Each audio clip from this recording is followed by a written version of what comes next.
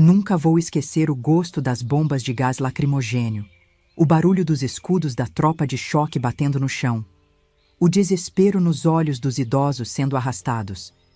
Mas também não esqueço da sensação da bandeira do Brasil nos meus ombros quando marchei até o Congresso Nacional de Brasília, por um país que amava e que, aos poucos, vi sendo roubado de mim. Eles me chamaram de extremista, terrorista e golpista, congelaram minhas contas, me ficharam como uma criminosa. Mas sabe o que eles nunca entenderam? Que uma mulher de 60 anos que já perdeu tudo uma vez não tem mais nada a perder. E é aí que mora o perigo. Deixa eu te contar como uma simples papeleira do interior de São Paulo acabou enfrentando o sistema todo. Nunca imaginei que um dia eu, Ivone Madruga Cavalcante, uma simples papeleira do interior de São Paulo, estaria em frente a um quartel em Brasília, cercada de patriotas como eu. Muito menos que seria arrastada para um turbilhão de acontecimentos naquele 8 de janeiro que mudou minha vida para sempre. Mas o destino é assim mesmo, né? A gente vai vivendo, trabalhando, criando os filhos, pagando os impostos e, de repente, num piscar de olhos, tudo vira de pernas pro ar. Oh, meu Deus! Se eu pudesse voltar no tempo e contar para a menina que eu era lá em Botucatu o que ia acontecer com ela? Pois é, nasci em 1963, em Botucatu, lá no interior de São Paulo. Terra boa, de gente simples e trabalhadora. Hoje tô com 62 anos, mas minha história começa bem antes disso, nas ruas de paralelepípedo onde corria descalça com meus irmãos. Nossa casa era pequena, mas arrumadinha, dessas com quintal de terra batida, onde minha mãe, Dona Cida, plantava de tudo um pouco. Coitada da minha mãe, trabalhava que nem uma condenada para ajudar meu pai a sustentar nós 5. Sabe, eu cresci ouvindo histórias dos meus avós sobre o Brasil de antigamente. E agora estou aqui contando a minha história para vocês. Me diz nos comentários qual é o seu nome e de onde você está ouvindo essa história de uma vovó que nunca desistiu do Brasil. Seria um prazer te conhecer. Meu pai, seu Josivaldo, Josa para quem conhecia bem, era um homem e tanto. Começou vendendo material escolar de porta em porta, carregando aquela mala pesada cheia de cadernos, lápis e borrachas. Era bonito de ver o jeito que ele tinha para vender, sabe? Compre um caderno para o seu filho ter futuro, ele dizia. E as mães compravam, mesmo quando o dinheiro estava curto, porque meu pai vendia não só o caderno, mas a esperança de um amanhã melhor. Com o tempo e muito trabalho duro, ele conseguiu abrir uma banquinha na feira.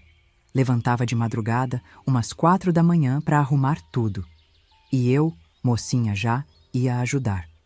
Foi lá, naquela banquinha simples, que aprendi o valor de cada tostão suado, de cada cliente conquistado na lábia e no respeito. Ivone, olha nos olhos das pessoas quando falar com elas, meu pai ensinava. Palavra dada é palavra cumprida, custe o que custar. A educação em casa era rigorosa, viu? Nada dessas liberdades de hoje em dia. Era sim, senhor, não, senhora, e ai de quem respondesse torto. Lembro de uma vez que respondi mal para minha mãe, e meu pai me fez pedir perdão de joelhos. Na hora fiquei com raiva, mas hoje agradeço. Foi assim que formei meu caráter. Na escola, então, nem se fala. Estudei no Colégio Santa Marcelina com as freiras. Ave Maria, que disciplina. Entrávamos em fila, uniforme impecável, e ai de quem chegasse com a saia acima do joelho ou o cabelo desarrumado. Irmã Conceição, que Deus a tenha, era brava que dava medo. Mas foi lá que aprendi o valor da disciplina, do estudo, da fé e do respeito às autoridades. Coisa que hoje em dia está cada vez mais rara, viu? Minha avó materna, Dona Gertrudes, ou Vó Tude, como chamávamos, era uma figura e tanto. Desde que me entendo por gente, ela guardava recortes de jornais sobre o Brasil. Tinha álbuns e mais álbuns organizados por data. Pra gente não esquecer quem somos, ela dizia.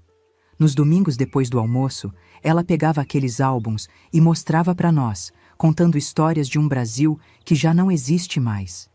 Foi com Vó Tude que aprendi a amar este país. Ela mostrava fotos da construção de Brasília, das Olimpíadas, da Copa do Mundo.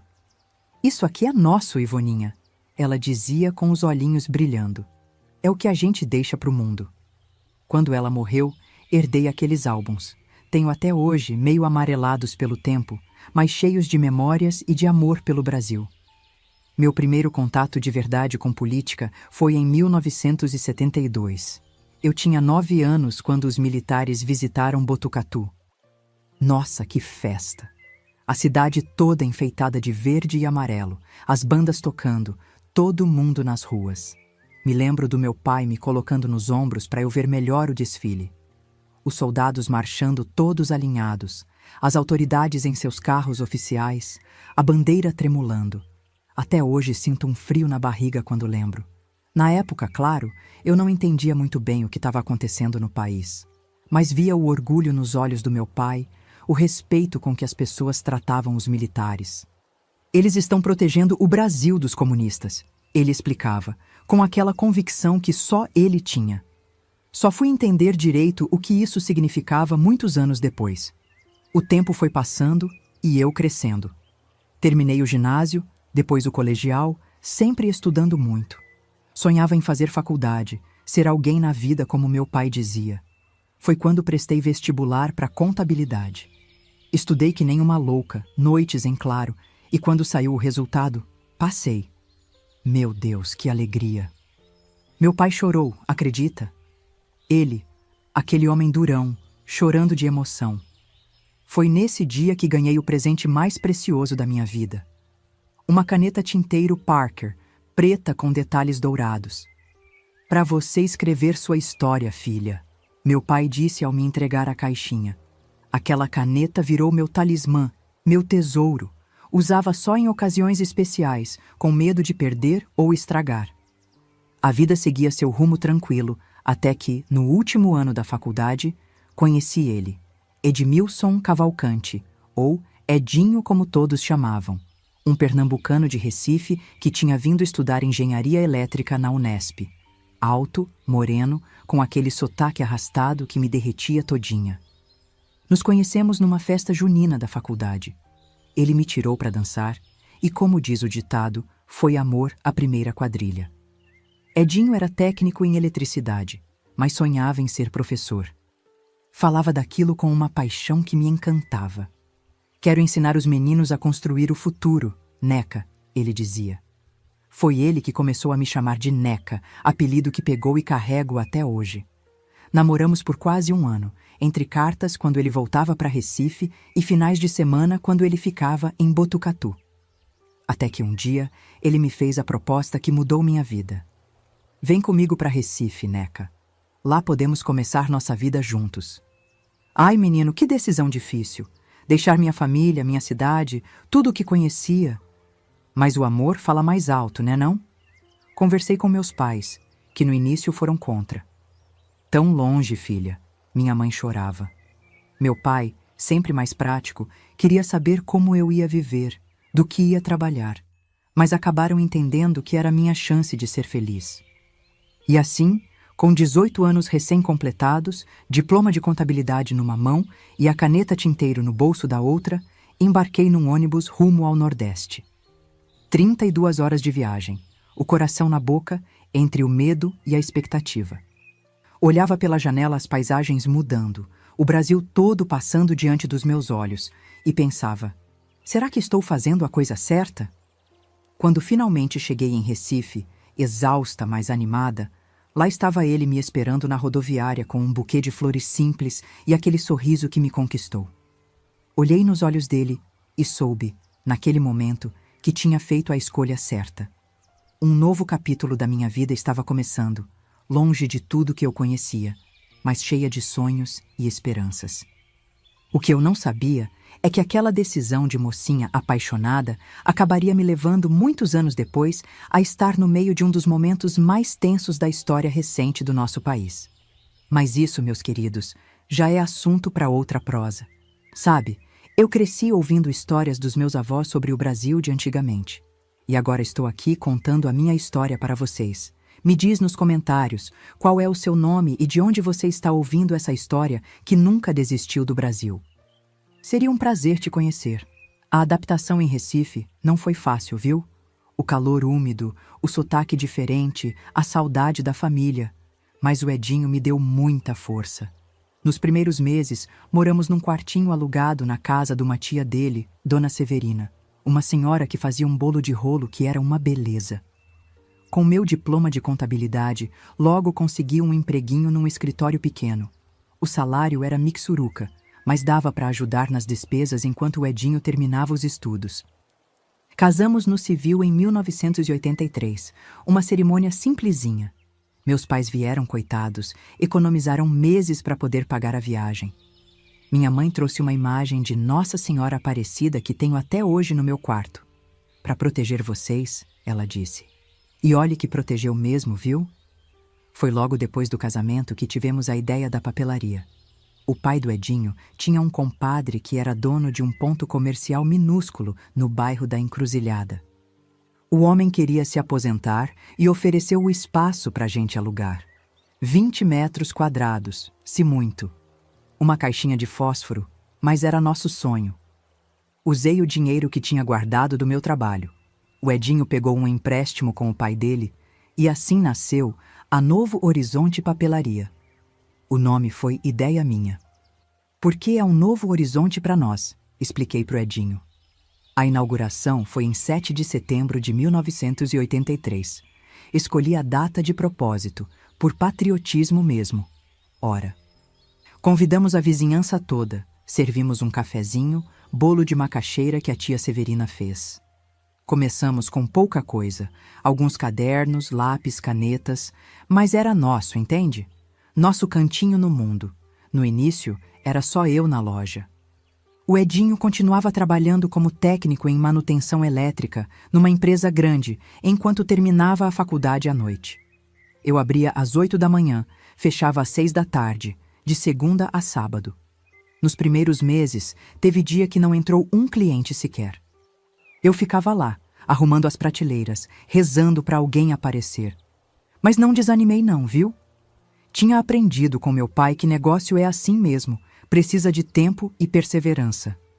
Em 1984, descobri que estava esperando nosso primeiro filho. Ai, meu Deus, que alegria! Mas também, que preocupação! A loja mal dava para cobrir o aluguel, como íamos sustentar uma criança? Mas o Edinho, sempre otimista, dizia: Neca, filho, traz fartura. E não é que trouxe mesmo? Quando eu estava no 7º mês, tive uma ideia. Comecei a oferecer serviço de encadernação de trabalhos escolares. Aprendi com um senhor que tinha uma gráfica perto de casa. O negócio pegou. Os estudantes da região começaram a me procurar, principalmente no final do período letivo. Foi aí que a loja começou a deslanchar de verdade. Em julho de 1985, nasceu nosso Lucas. Um menino forte, parecido com o pai. Depois de um mês, já estava de volta à loja, com ele num bercinho improvisado atrás do balcão. Os clientes adoravam, sempre traziam um agradinho para o bebê. A papelaria virou quase que uma extensão da nossa casa. 2 anos depois, em 1987, veio a Mariana, menina esperta, de personalidade forte. Diferente do irmão que era calmo, ela dava trabalho. Chorava alto, queria atenção. Teve cliente que deixou de ir à loja porque não aguentava o berreiro. Mas fazer o quê? Era minha filha, meu sangue. Aqueles anos foram difíceis demais para o comércio. O plano cruzado, a inflação nas alturas. Nossa Senhora, teve mês que mudávamos o preço das mercadorias toda semana. Era uma loucura. Lembro de um cliente que veio reclamar do preço de um caderno. Semana passada era mais barato, ele disse. E era mesmo. Mas eu tinha que explicar que o fornecedor também tinha aumentado, que a inflação estava comendo nosso lucro. Mesmo assim, a gente foi resistindo. Aprendi a fazer estoques estratégicos. Quando o dinheiro permitia, comprava mercadoria em quantidade para tentar driblar a inflação. O Edinho, que já tinha terminado a faculdade e agora dava aulas numa escola técnica além do trabalho regular, me ajudava nas contas. Toda noite, depois que as crianças dormiam, a gente sentava na mesa da cozinha e fazia as contas, vendo onde podia economizar, o que precisava comprar. Em 1989, para completar a família, nasceu o Tiago, nosso caçula. 3 filhos pequenos e uma papelaria para administrar. Minha Nossa Senhora Aparecida, como eu dava conta? Mas a gente sempre dá, né? Mulher tem essa força que nem sabe de onde vem. A essa altura, já tínhamos uma clientela fiel. As escolas da região indicavam nossa papelaria para os pais comprarem o material escolar. Eu conhecia cada aluno pelo nome, sabia qual caderno cada um usava. Esse toque pessoal fazia toda a diferença. Foi por essa época que enfrentei meu primeiro grande conflito profissional. Uma escola municipal me procurou para fechar um contrato de fornecimento de livros paradidáticos. Era um negócio bom, ia ajudar muito nas finanças. Mas quando vi a lista dos livros, meu coração apertou. Tinha uns títulos lá que, na minha opinião, não eram apropriados para crianças. Falavam de assuntos que, para mim e para o Edinho, deviam ser conversados em casa, pelos pais, não na escola. Conversei com o diretor, expliquei meu ponto de vista, sugeri outros títulos, mas ele foi irredutível. Ou fornece todos os livros da lista, ou nada feito, disse. Passei noites sem dormir, pensando o que fazer. O dinheiro ia ajudar tanto, mas no fim, decidi seguir meus princípios. Não fechei o contrato. O Edinho me apoiou, claro. Neca, você fez o certo. Dinheiro nenhum vale mais que nossos valores. Mas foi duro. Aquele contrato poderia ter sido o impulso que precisávamos para expandir a loja. Mesmo assim, continuamos trabalhando firme. Os meninos foram crescendo, a loja se estabilizando. Em 1990, surgiu uma oportunidade. O comércio vizinho à papelaria fechou e o espaço ficou disponível. Era a chance de expandir. O aluguel era mais do que o dobro do que pagávamos, mas eu sabia que precisávamos de mais espaço. Pegamos outro empréstimo, dessa vez no banco mesmo. As taxas de juros eram absurdas, mas era nossa chance. Derrubamos a parede que separava os 2 espaços e, de repente, nossa papelaria tinha quase 50 metros quadrados. Compramos mais prateleiras, aumentamos o estoque, contratamos uma mocinha para ajudar no atendimento. Foi um período de muito trabalho, mas de muita esperança também. A clientela aumentou, o faturamento também. Mas junto veio a fiscalização. Em 1992, recebemos a visita de um fiscal da prefeitura. Homem antipático, de cara fechada. Ficou fuçando tudo, pedindo notas fiscais, livros de registro. Eu tinha tudo em ordem, claro. Meu pai sempre ensinou. Com o governo, tudo certinho. Mesmo assim, o homem me multou. Disse que a placa da loja estava fora do padrão, que o alvará precisava ser renovado. Um monte de exigências que nem constavam no regulamento. Fiquei indignada. Principalmente porque, do outro lado da rua, tinha uma livraria grande, dessas de rede, e nunca vi fiscal lá.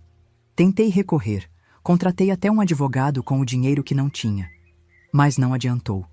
Tive que pagar a multa, que levou quase todo o nosso lucro daquele mês. Foi nessa época também que o Edinho começou a sentir umas dores no peito.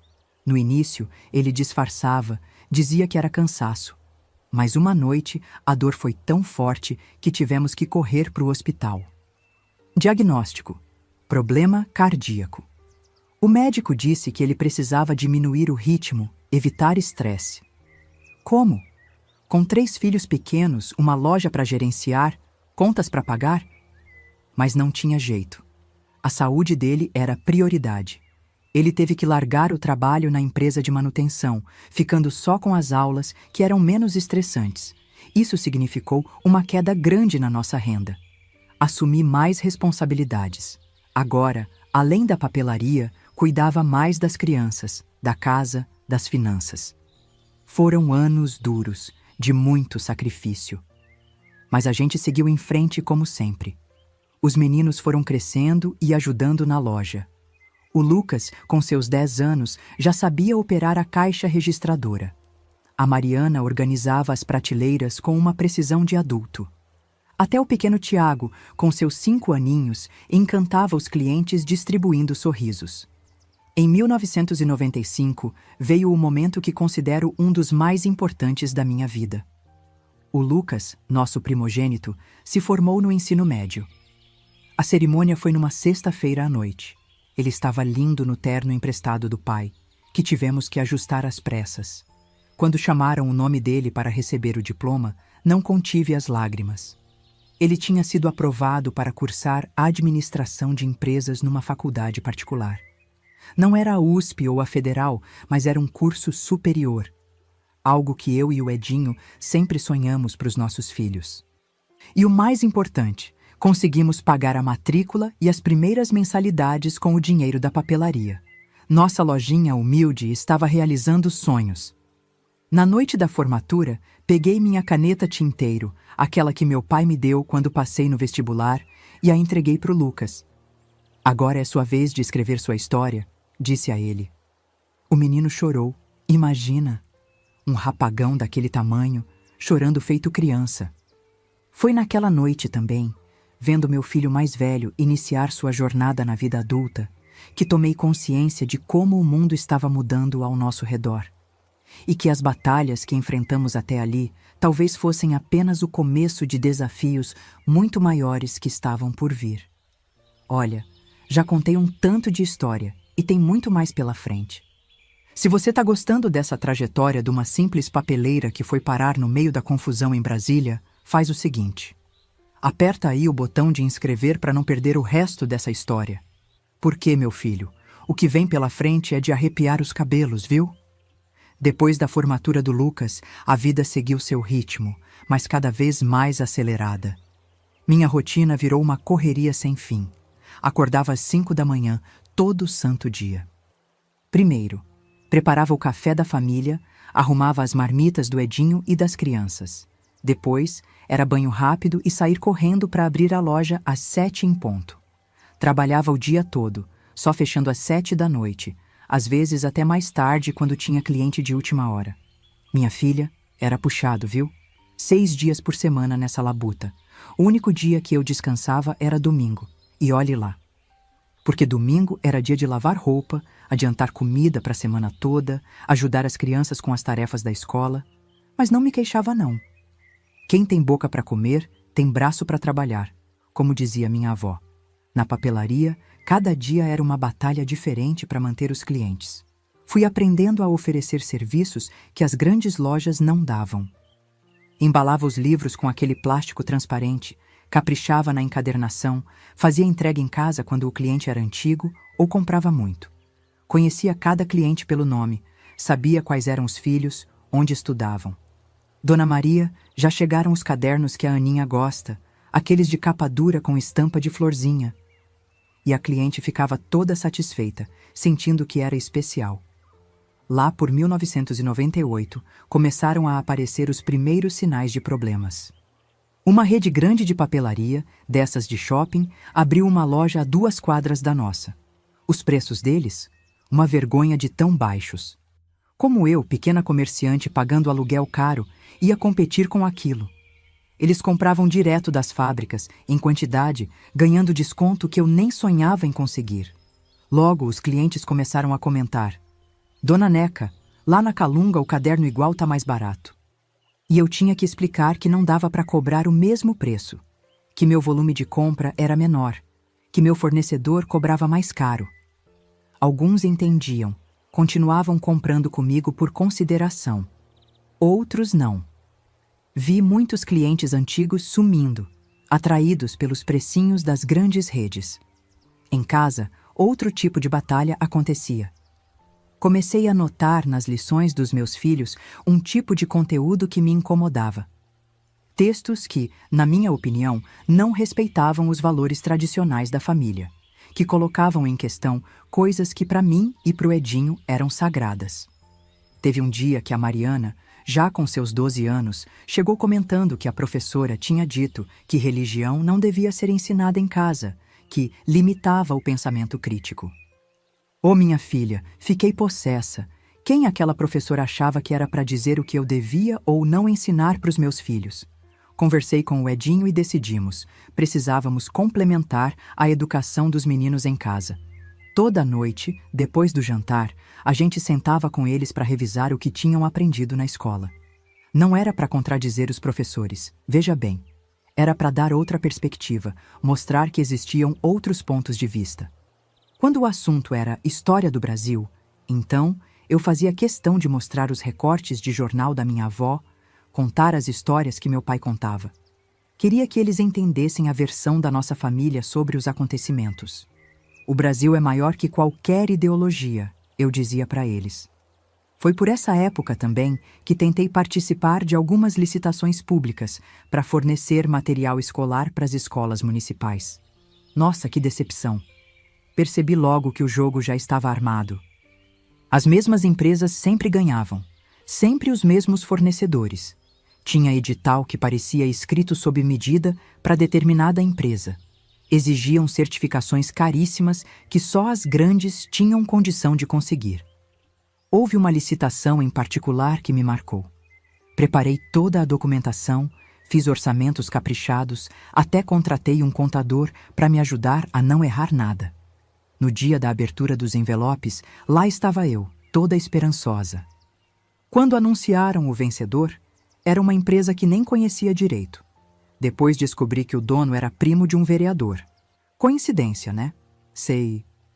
O bairro da Encruzilhada também foi mudando. E não para melhor. Aquelas lojas pequenas, de dono único, que eram vizinhas da papelaria, foram fechando uma a uma. O sapateiro que consertava o material escolar de couro, a lojinha de armarinhos onde eu comprava os materiais para encadernação, a confeitaria da dona Jurema que fornecia os bolos para os aniversários dos meus filhos. Tudo fechando, sendo substituído por grandes redes, farmácias de rede, lanchonetes de rede. A alma do bairro estava se perdendo. Aquelas conversas de fim de tarde entre comerciantes, o fiado que a gente anotava no caderninho porque conhecia o cliente e sabia que ia pagar no fim do mês, os favores trocados entre vizinhos de comércio, tudo isso foi acabando. Dava uma tristeza ver aquilo. Tentei me adaptar, viu? Em 2005, investi todas as economias em computadores para a loja. O Lucas, já formado em administração e trabalhando numa empresa grande, me convenceu que era o caminho. Mãe, a senhora precisa se modernizar, ele dizia. Comprei 2 computadores caríssimos, impressora, e instalei internet. A ideia era oferecer serviços de impressão, digitação de trabalhos, esse tipo de coisa. No início, até que deu certo. Tinha muita gente no bairro que não tinha computador em casa. Mas logo as lan houses começaram a surgir, cobrando muito mais barato por hora de uso. E depois, todo mundo passou a ter computador e impressora em casa mesmo. Aquele investimento todo mal se pagou. Em 2010, tentei outra abordagem, criar um serviço de venda online. O Tiago, que era bom com essas coisas de internet, me ajudou a montar um site simples. Mas como competir com as grandes lojas virtuais? Elas tinham logística, entrega rápida, preços baixos. Meu servicinho de entrega era eu mesma e o rapaz da bicicleta que contratava por diária. Não tinha como dar certo. Mas o golpe mais duro veio em 2012. O Tiago, meu caçula, já com 23 anos, sentou comigo e com o Edinho para uma conversa séria. Achei que ele ia anunciar noivado, sei lá. Mas não. Ele disse que tinha conseguido um emprego numa multinacional em São Paulo e estava de mudança. Mãe, pai, vocês sabem que eu amo vocês. Mas não quero trabalhar na papelaria. Quero construir minha própria carreira. Meu coração afundou. Sempre imaginei que pelo menos um dos meus filhos seguiria com o negócio da família. O Lucas já tinha sua carreira consolidada na área financeira.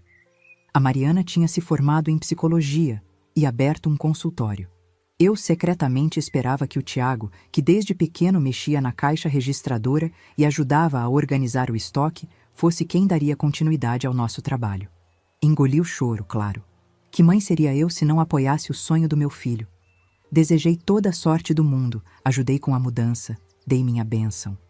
Mas quando ele partiu, chorei escondida no quarto por uma semana. Era o fim de um sonho. Quem cuidaria da papelaria quando eu e o Edinho não pudéssemos mais? Quem manteria vivo aquele pedacinho de Brasil que construímos com tanto sacrifício? Os anos foram passando e a situação só piorava. O lucro cada vez menor, as contas sempre no limite. O Edinho, com a saúde mais fragilizada, já não conseguia me ajudar tanto na loja. Eu me desdobrava como podia, mas tinha dias que mal conseguia cobrir as despesas. E o pior é que guardava tudo isso para mim. Não queria preocupar os filhos que estavam construindo suas vidas. Nas reuniões de família, colocava um sorriso no rosto, dizia que estava tudo bem, que o negócio estava estável. Mas por dentro, sabia que estávamos afundando. Era uma sensação de impotência terrível. Via o trabalho de uma vida se esvaindo aos poucos, sem conseguir fazer nada para impedir. Me sentia como uma formiguinha tentando segurar uma avalanche com as patinhas. Lembro de uma noite em 2014, véspera de Natal. Tínhamos fechado a loja mais cedo, como sempre fazíamos na data. Eu estava fazendo o fechamento do caixa e as contas não batiam. Faltava dinheiro. Refiz tudo, conferi nota por nota. Nada. Percebi então que tinha vendido menos naquele dezembro que no ano anterior. Muito menos. O movimento de Natal, que sempre salvava o ano, tinha sido fraco. Sentei no banquinho atrás do balcão e chorei. Chorei de exaustão, de frustração, de medo do futuro. O Edinho me encontrou assim e me abraçou em silêncio. Ele entendia. Sempre entendeu. Naqueles anos todos, fui perdendo não só dinheiro, mas também a voz. Fui me calando, aceitando as coisas como elas vinham. Via os impostos aumentando, as grandes empresas recebendo incentivos fiscais, os pequenos sendo esmagados, e não dizia nada. Ouvia na televisão discursos bonitos sobre igualdade, oportunidade, e sabia que na prática a realidade era outra, mas ficava quieta. Quando os filhos comentavam sobre política nas reuniões de família, eu mudava de assunto. Não gosto dessas conversas, dizia, mas a verdade é que tinha medo. Medo de falar e não ser ouvida, medo de discordar e ser rotulada, medo de perder mais do que já estava perdendo. Foi um período longo de silêncio. 20 anos engolindo sapos, abaixando a cabeça, aceitando o inaceitável. 20 anos vendo o Brasil que eu amava, que meu pai me ensinou a amar, que minha avó documentava em seus recortes de jornal, se transformando em algo que eu mal reconhecia. Naquela época, assim como hoje, poucos tinham coragem de se posicionar. Vou te fazer um teste. Se você está realmente do lado de quem defende os valores tradicionais, aperta o botão de curtir aí embaixo. Ou será que você também vai ficar em silêncio como eu fiquei por tantos anos? Vamos ver quantos patriotas de verdade estão assistindo esse vídeo. Se você pensou que minha história já tinha chegado no fundo do poço, meu filho, se segura porque tem mais. Foi em março de 2015 que chegou uma intimação da Receita Federal. Meu Deus do céu, nunca vou esquecer aquele papel com brasão, aquele tom ameaçador. Dizia que a papelaria tinha sido selecionada para uma fiscalização de rotina. Rotina coisa nenhuma. Quando o fiscal apareceu, um sujeito de paletó cinza e cara fechada já veio com 7 pedras na mão. Revirou meus livros contábeis, que sempre mantive certinhos. Questionou notas fiscais de 5 anos atrás. Disse que o sistema de tributação que eu usava estava incorreto, que eu devia ter mudado em 2012 quando saiu não sei que instrução normativa. Mas ninguém me avisou disso, eu argumentei. E ele com aquele sorrisinho de canto de boca. Ignorância da lei não é desculpa, senhora. Resultado? Uma multa monstruosa, dessas de levar o sono da gente. Mais de 40 mil reais. Para uma papelaria pequena como a minha, era praticamente uma sentença de morte. Contratei um contador especializado. Gastei o que não tinha com honorários de advogado. Conseguimos reduzir um pouco, mas mesmo assim ficou um valor que comprometeu todas as nossas economias. Dinheiro que estava guardado para emergências de saúde, para possível reforma da loja. Tudo sugado por aquela multa desproporcional. O que mais me deixou indignada? Na mesma semana, li no jornal que uma rede grande de lojas tinha conseguido um regime especial de tributação. Traduzindo, pagava menos impostos. E eu, pequena comerciante, gerando emprego, pagando tudo certinho, era tratada daquele jeito. Foi um baque, viu? Mas acabou sendo também um despertar. Logo depois desse episódio, uma cliente me convidou para uma palestra sobre empreendedorismo na associação comercial. Fui meio a contragosto, mais para agradar ela do que por interesse. E foi lá que meus olhos começaram a se abrir de verdade. O palestrante, um senhor de seus 60 anos, falava sobre como os pequenos negócios estavam sendo sufocados no Brasil. Apresentou dados, gráficos, números, mostrou como a carga tributária e a burocracia afetavam mais os pequenos do que os grandes. Como certas políticas públicas, aparentemente neutras, na verdade privilegiavam os grandes grupos econômicos. Não é coincidência, meus amigos, é projeto. Querem acabar com o pequeno empreendedor independente. Querem que sejamos todos dependentes do Estado ou funcionários de multinacionais. O livre empreendedor é uma ameaça porque não pode ser controlado facilmente. Aquelas palavras mexeram comigo. Era exatamente o que eu sentia na pele todos aqueles anos, mas nunca tinha conseguido articular claramente. No final da palestra, distribuíram uma cartilha sobre direitos do contribuinte e um panfleto convidando para uma manifestação contra o aumento de impostos que estava sendo discutido na Câmara Municipal. Na saída, a mesma cliente que tinha me convidado me apresentou a um grupo de outros comerciantes. Dona Neca, entra no nosso grupo de WhatsApp, a gente troca informações, se ajuda. E assim, com quase 60 anos, entrei no meu primeiro grupo de WhatsApp. Meu filho Tiago teve que me ensinar a usar direito, rir muito das minhas dificuldades. Mãe, não precisa escrever Ate Ivone no final de cada mensagem. Naquele grupo tinha de tudo. Donos de padaria, de mercadinho, de loja de roupas, de oficina mecânica. O que nos unia era que todos éramos pequenos empresários, todos enfrentávamos dificuldades parecidas. E todos compartilhávamos certos valores: amor ao trabalho duro, à independência, à família, ao país. Com o tempo, o grupo foi ficando mais político. Começaram a circular vídeos, textos, comentários sobre a situação do Brasil. Muita coisa que a grande mídia não mostrava, sabe? Casos de corrupção, decisões do governo que prejudicavam o pequeno empresário, acordos internacionais obscuros. Em abril de 2016, participei da minha primeira manifestação. Imagine, eu, Ivone Madruga Cavalcante, aos 53 anos, carregando um cartaz escrito "Menos impostos, mais empregos" pelas ruas de Recife.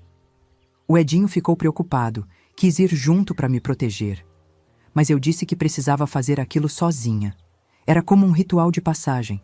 Ver todas aquelas pessoas reunidas, de todas as idades e classes sociais, usando verde e amarelo, cantando o hino nacional. Me emocionei muito, viu? Era como se depois de décadas eu finalmente tivesse encontrado minha voz. Não estava mais sozinha na minha indignação.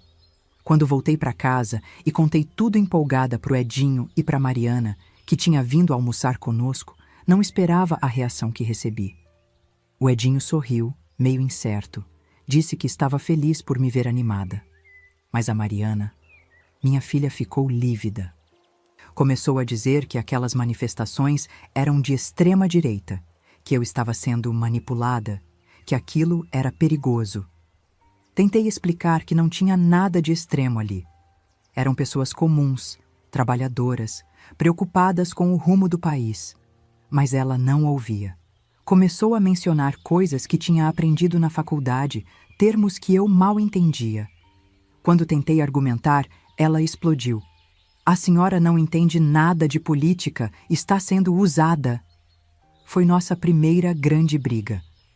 Ela saiu batendo a porta e por semanas mal nos falamos. O Lucas e o Tiago tentaram mediar a situação, mas estava claro que havia uma divisão profunda entre nós. Minha filha, formada em psicologia pela Universidade Federal, cheia de teorias na cabeça, simplesmente não conseguia compreender as dificuldades reais que pequenos comerciantes como eu enfrentavam. Os meses seguintes foram de deterioração rápida na papelaria.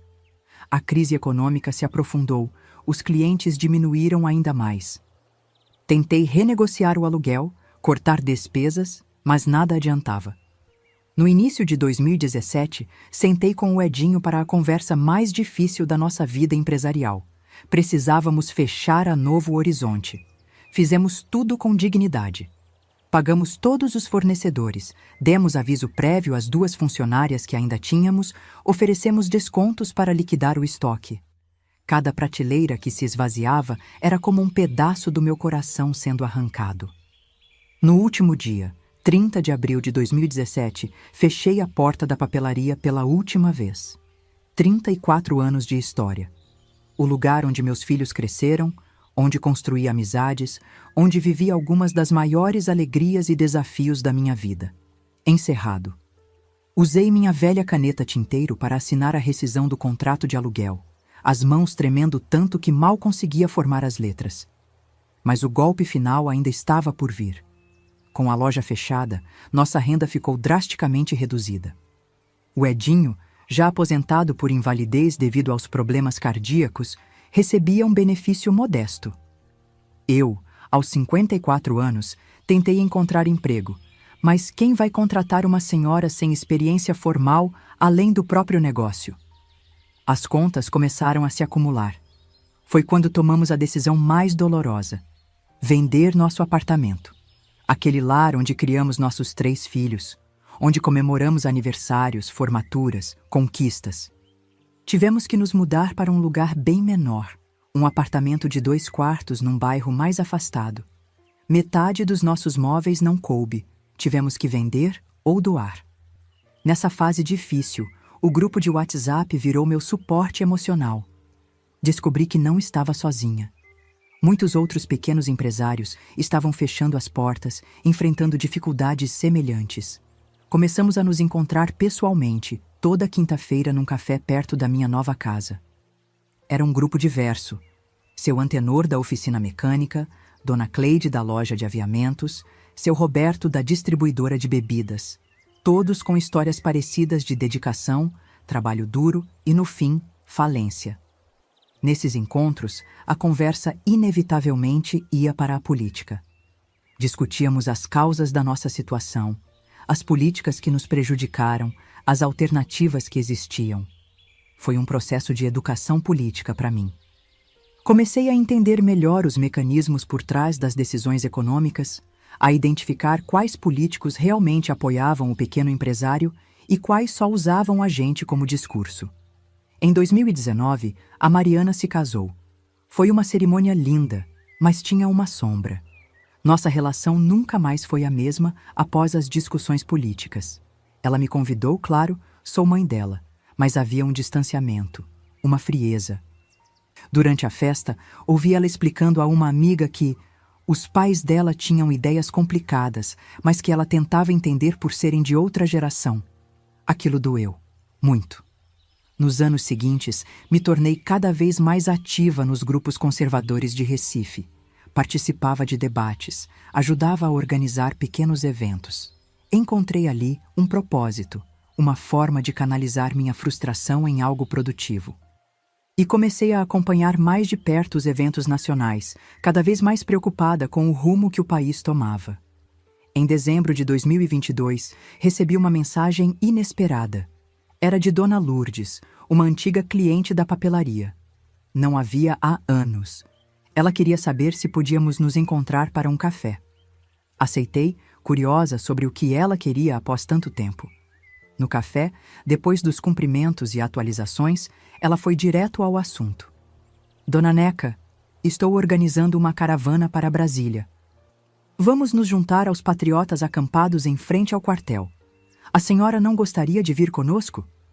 Fiquei surpresa com o convite. Sabia dos acampamentos, claro, acompanhava pelas redes sociais. Mas ir pessoalmente? Eu, uma senhora de quase 60 anos? Disse que precisava pensar, conversar com o Edinho. Quando cheguei em casa e contei para o meu marido, esperava resistência. Mas ele me surpreendeu. Neca, se é isso que você quer fazer, vá. Eu não tenho saúde para te acompanhar, mas entendo sua vontade de participar. Você sempre foi a corajosa da família. Passei a noite em claro pensando. Era um passo grande.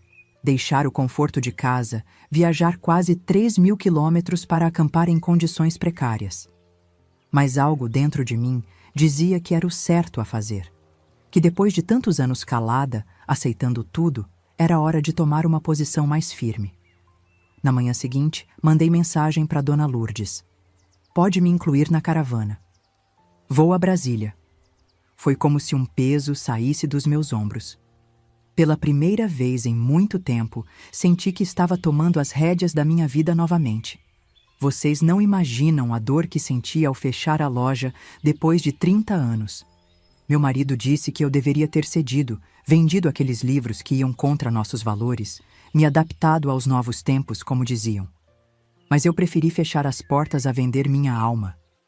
Vocês acham que fiz errado em manter meus princípios mesmo perdendo tudo? O que teriam feito no meu lugar? Me conta nos comentários.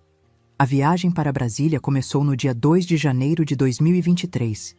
Saímos de Recife num ônibus fretado, 42 pessoas ao todo. Tinha gente de todas as idades, desde jovens de 20 e poucos anos até idosos como o seu Clóvis, de 78 anos, que fez questão de ir mesmo com o filho tentando impedir. A maioria era de classe média, pequenos comerciantes como eu, professores aposentados, alguns profissionais liberais. Durante a viagem, que durou quase 2 dias inteiros, fomos nos conhecendo melhor. Cada um tinha sua história, sua motivação para estar ali. Dona Lourdes tinha organizado tudo nos mínimos detalhes: escala para as refeições, paradas estratégicas, até kit de primeiros socorros. Vi ali o mesmo espírito empreendedor que conhecia bem, aquela capacidade de resolver problemas com poucos recursos. Cantamos o hino nacional várias vezes durante o percurso. Alguns choravam ao cantar. Não era forçado, sabe? Era emoção genuína. Amor de verdade pelo Brasil. Quando avistamos Brasília ao longe, com aquele céu imenso do Planalto Central, senti um arrepio. Era a primeira vez que visitava a capital do meu país. Chegamos no acampamento em frente ao quartel-general do Exército no dia 4 de janeiro. Nossa Senhora, aquilo era uma cidade. Milhares de barracas organizadas em ruas com uma infraestrutura impressionante. Tinha tudo: cozinhas comunitárias, banheiros químicos, até um pequeno posto médico. E gente, muita gente. De todos os estados, de todas as idades.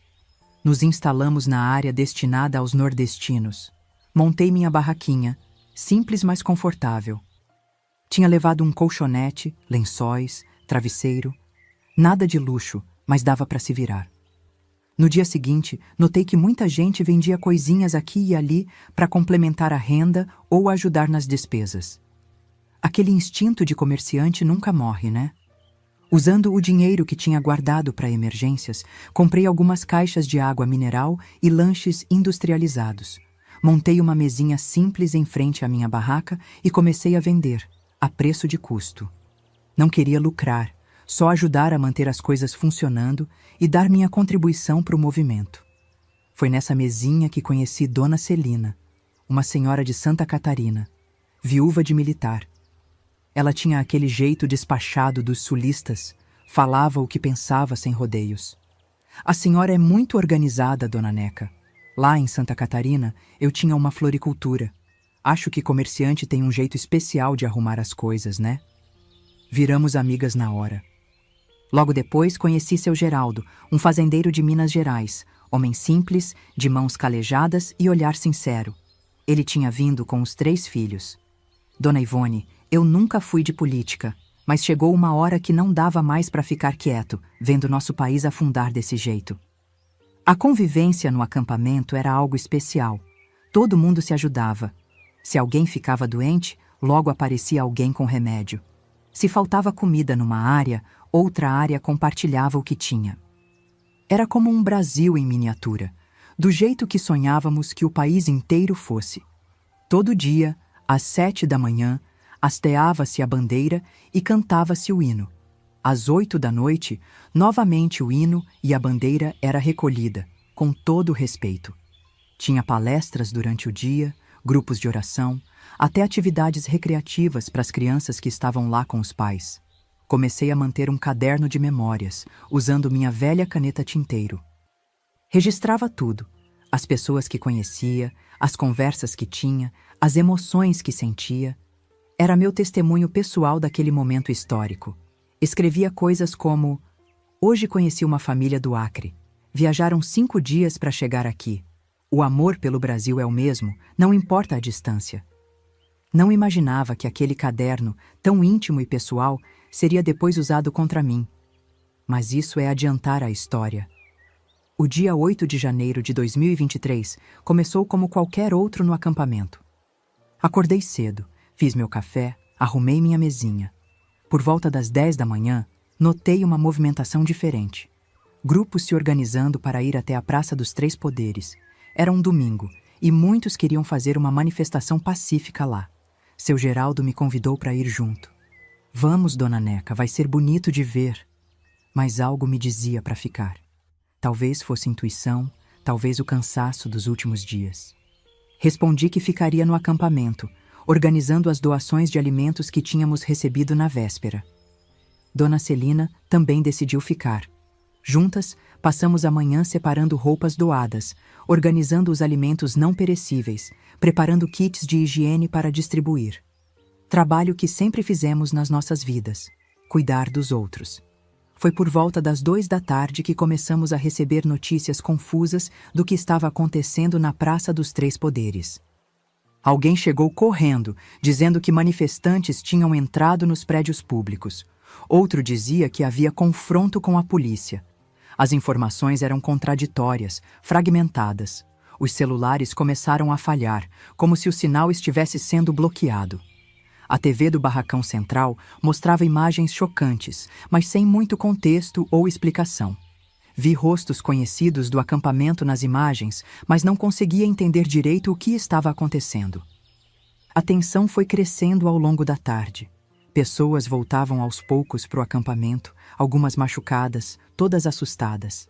Infiltrados, diziam alguns. Armadilha, diziam outros. Ninguém tinha uma visão completa do que realmente tinha acontecido. Na manhã seguinte, o clima era de apreensão. Helicópteros sobrevoavam o acampamento. Por volta das 10 horas, chegaram as tropas. Policiais fortemente armados, escudos, cacetetes. Ordenaram que todos saíssem pacificamente, que o acampamento seria desmontado. A maioria obedeceu sem resistência. Não estávamos ali para confronto. Mas a forma como foi feito, meu Deus, nunca vou esquecer. Vi idosos sendo empurrados, pessoas implorando só para pegar seus documentos nas barracas. Uma senhora de quase 80 anos foi arrastada pelo braço quando só pedia para pegar seus remédios. Fui uma das últimas a sair. Consegui pegar meu caderno de memórias e alguns pertences pessoais. Minha mesinha, as caixas de água, tudo ficou para trás. Fomos levados para um grande galpão, onde ficamos por horas sendo tríados. Perguntavam nome, documento, de onde éramos, o que fazíamos ali. Quando viram meu caderno de memórias, confiscaram. Li nos olhos do policial que me interrogava uma mistura de desprezo e incompreensão, como se eu fosse algum tipo de criminosa perigosa, e não uma senhora de 60 anos que só queria um país melhor. Fui liberada no dia seguinte, sem meu caderno. A orientação era voltar para casa e aguardar. Voltei com a caravana, muito menor e mais silenciosa do que quando chegamos. Na viagem de volta, ninguém cantou o hino. Havia um peso, uma tristeza no ar. 2 semanas depois de voltar a Recife, recebi uma intimação para depor. Eu e outras pessoas que estavam no acampamento. Fui tratada como financiadora de atos extremistas por ter vendido água e lanches a preço de custo. Meu caderno de memórias foi apresentado como evidência de conspiração. Frases tiradas de contexto, interpretadas da pior maneira possível. Mas o pior ainda estava por vir. Sem qualquer aviso prévio, minha conta bancária foi bloqueada. Era onde recebia a pequena pensão que o Edinho me deixava. Ele tinha falecido em 2021, de complicações cardíacas. Fiquei sem ter como pagar aluguel, comprar comida, remédios. Foi um desespero. Quando voltei ao bairro, notei como as pessoas me olhavam diferente. Vizinhos que antes paravam para conversar, agora desviavam o olhar. Clientes antigos da papelaria, que ainda mantinham contato, sumiram. No grupo de WhatsApp da família, a Mariana postou um texto genérico condenando terroristas e golpistas. Não mencionou meu nome, mas a indireta era clara. Foram o Lucas e o Tiago que me salvaram naquele momento. Meus filhos homens, cada um à sua maneira, deram suporte. O Lucas, sempre mais discreto e conciliador, me ajudou financeiramente e com contatos jurídicos. Mas foi o Tiago, meu caçula, quem realmente me surpreendeu. Ele, que tinha se afastado tanto, não só geograficamente, mas também emocionalmente, voltou a Recife para ficar comigo por 2 semanas. Mãe, eu não concordo com muitas das suas posições políticas, mas você é minha mãe, e o que estão fazendo com a senhora é injusto e desproporcional. Aquelas palavras, aquele abraço sincero do meu filho, valeram mais que qualquer manifestação de apoio. Mostraram que, no fim das contas, os valores que eu e o Edinho tentamos passar, de família, de lealdade, de integridade, tinham criado raízes. Com a ajuda dos meninos, consegui montar um pequeno negócio de artesanato caseiro. Faço bordados, crochê, pequenas lembrancinhas que vendo pela internet e em feirinhas locais. Não é muito, mas dá para sobreviver enquanto o processo corre na justiça. Meus advogados dizem que eventualmente devo recuperar o acesso às minhas contas, que as acusações são fracas demais para levar a uma condenação séria. Mas o dano já está feito. Minha reputação, meu lugar na comunidade, minha relação com muitas pessoas que amava, tudo isso foi afetado de forma permanente. Às vezes penso se valeu a pena, se não deveria ter ficado quieta, como fiz por tantos anos. Se a coragem que encontrei tardiamente na vida não me custou caro demais. Mas aí lembro das pessoas que conheci no acampamento. Pessoas boas, honestas, trabalhadores. Pessoas que, como eu, só queriam um país mais justo, onde pequenos empreendedores pudessem prosperar com seu trabalho, onde valores tradicionais fossem respeitados, onde a família fosse protegida. Não éramos terroristas, não éramos golpistas. Éramos brasileiros preocupados, exercendo nosso direito de manifestação. Alguns exageraram? Talvez. Houve infiltrados provocando confusão? Possivelmente. Mas a imensa maioria estava lá por amor ao Brasil, por acreditar que podíamos ser melhores como nação. Hoje, com 61 anos, continuo acreditando nisso, apesar de tudo. Apesar da perseguição, das dificuldades, das portas fechadas.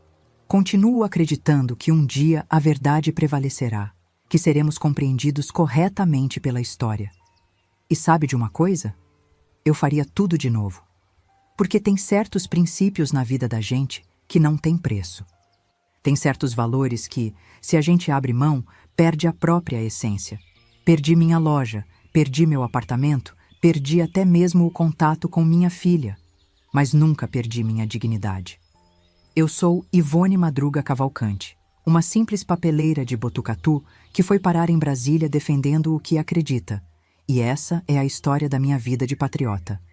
Perdi minha loja, meu apartamento e até o contato com minha filha, mas nunca perdi minha dignidade. Se você quer conhecer mais histórias como a minha, de brasileiros comuns que enfrentaram o sistema para defender seus valores, se inscreva agora no canal Direita na Mídia, clicando na bolinha com a bandeira do Brasil no centro da tela. Ainda temos muitas verdades para contar. O Brasil precisa saber o que realmente aconteceu com milhares de patriotas como eu.